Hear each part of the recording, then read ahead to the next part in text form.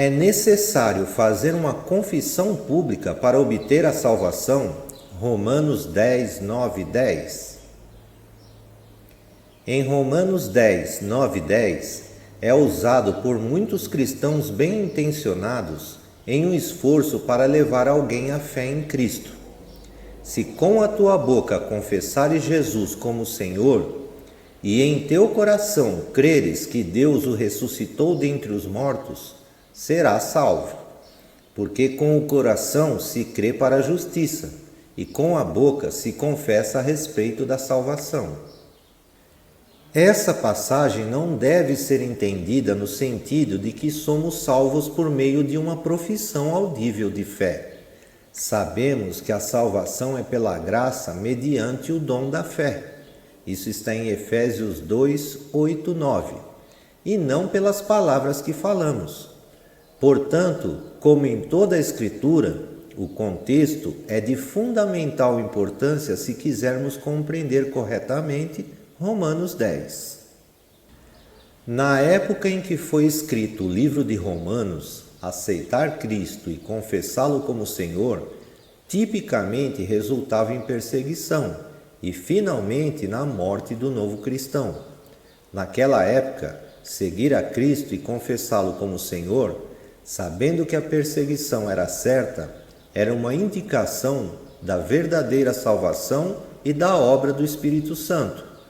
Profissões exteriores de fé são raras quando a vida está em jogo, e principalmente na igreja primitiva.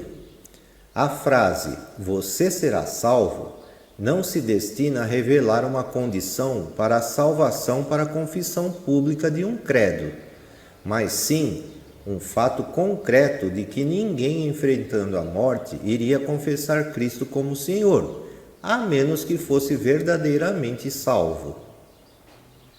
Em Romanos 10, 10, lemos: porque com o coração se crê para a justiça, e com a boca se confessa a respeito da salvação.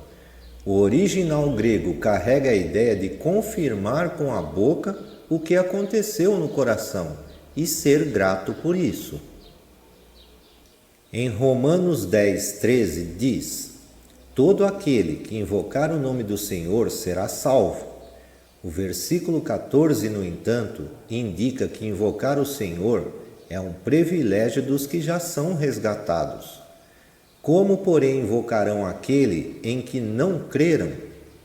Além disso, o versículo 12 diz: pois não há distinção entre judeu e grego, uma vez que o mesmo é o Senhor de todos, rico para com todos os que o invocam. Claramente a frase "rico com todos que o invocam" não pode estar falando da salvação, já que aqueles que invocam já creem, de acordo com o versículo 14. Para concluir, Romanos 10, 9 e 10 não está estabelecendo a confissão pública como um pré-requisito para a salvação. Pelo contrário, ele está afirmando que quando alguém confiou em Cristo e posteriormente o confessou como Senhor, sabendo que a perseguição certamente viria, esse indivíduo deu provas de uma salvação genuína. Aqueles que são salvos confessarão Cristo como Senhor, porque ele já tem incutido fé em seus corações. Tal como acontece com o batismo e todas as boas obras, a confissão pública não é o meio de salvação, é a evidência da salvação.